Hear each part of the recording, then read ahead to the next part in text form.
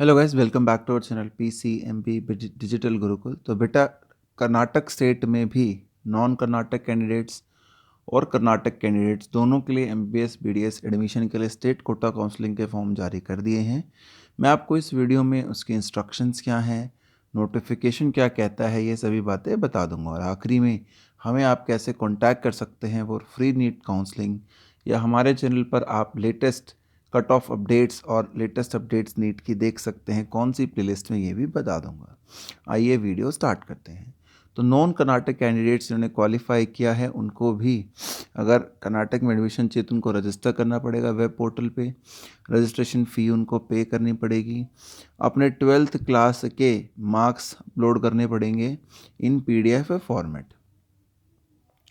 हालांकि उनको verification of documents के लिए जाने की ज़रूरत नहीं है। सिर्फ क्या करना है, 12th के स्टैंडर्ड मार्क डिटेल्स चेक करने हैं।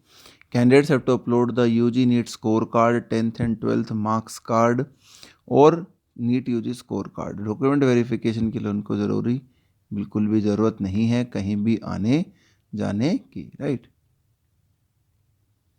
लेकिन अगर कोई candidate outside citizen of India या NRI या फॉरेन नेशन के तौर पर आना चाहता है, NRI रिवॉर्ड माना हुआ, तो उसको अपने डॉक्यूमेंट्स वेरीफाई कराने के लिए जाना पड़ेगा।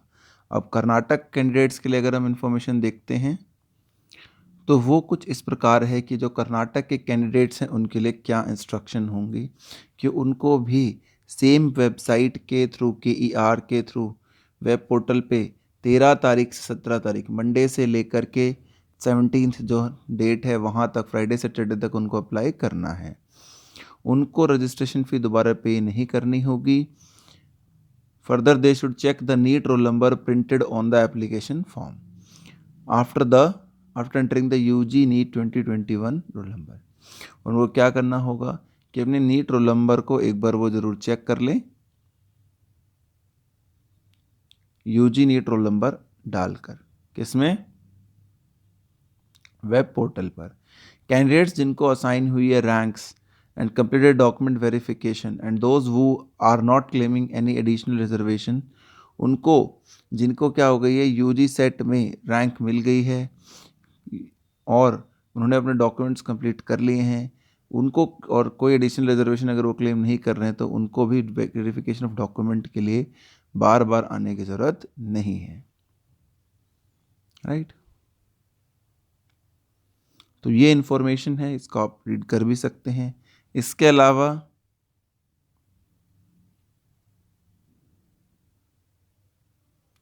ये भी एक इम्पॉर्टेंट सी चीज़ है जो लोगों ने सबसे पहले देखा होगा कि 10-12 के अखबार में आ गया था कि invited applications for MBBS and BDS courses 21-22 in the state of Karnataka and for admission to Ayush courses.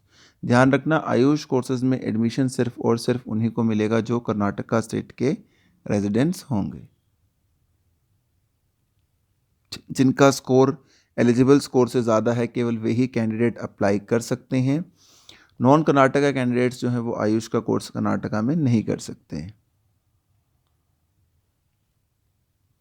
और कर्नाटका क्योंकि एक ओपन स्टेट है तो बाहर के कैंडिडेट्स भी यहाँ पर अप्लाई कर सकते हैं। और सभी से रिक्वेस्ट की जाती है कि मेडिकल या डेंटल कोर्सेज में अप्लाई करने से पहले इंफॉर्मेशन बुलेटिन UG नीट 2021 पढ़ लें और समझ भी लें कि वो किस किस कैटेगरी में आ सकते हैं। 17 तारीख तक आप लोग अप्लाई कर सकते हैं। कैंडिडेट्स जिन्होंने CET 2021 common entrance test 2021 Karnataka के लिए पहले ही रजिस्टर कर दिया था और जिनकी डॉक्यूमेंट वेरिफिकेशन हो चुकी है, उनको सिर्फ अपना UG NEET 2021 roll number update करना है।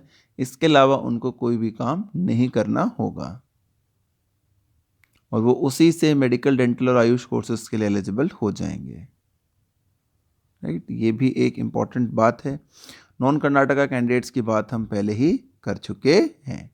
अब एक पर्टिकुलर कर्नाटका के कॉलेज की अगर हम बात करें तो हम बात कर रहे हैं यहाँ पे saint John's medical college Bengaluru की, जिसमें कि सीट मैट्रिक्स और फीस के बारे में यहाँ पर इसके बताया गया है।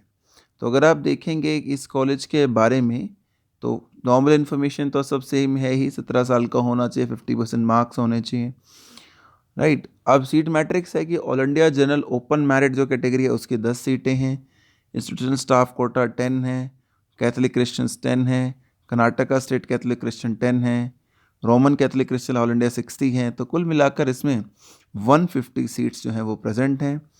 कैटेगरीज़ की डेफिनेशन यहाँ पर दी गई है, जो जिस कैटेगरी में आता है वो उसको पढ़ सकता है कि मेरे लिए ये चीज़ एलिजिबल होगी या नहीं। इन सब की काउंसलिंग जो है KEA ही करवाने वाला है। किस कैटेगरी के कैंडिडेट को क्या करना है, एलिजिबिलिटी सर्टिफिकेट कहाँ से हासिल करना है, वो जानकारी भी यहाँ पर आपको बताई गई है।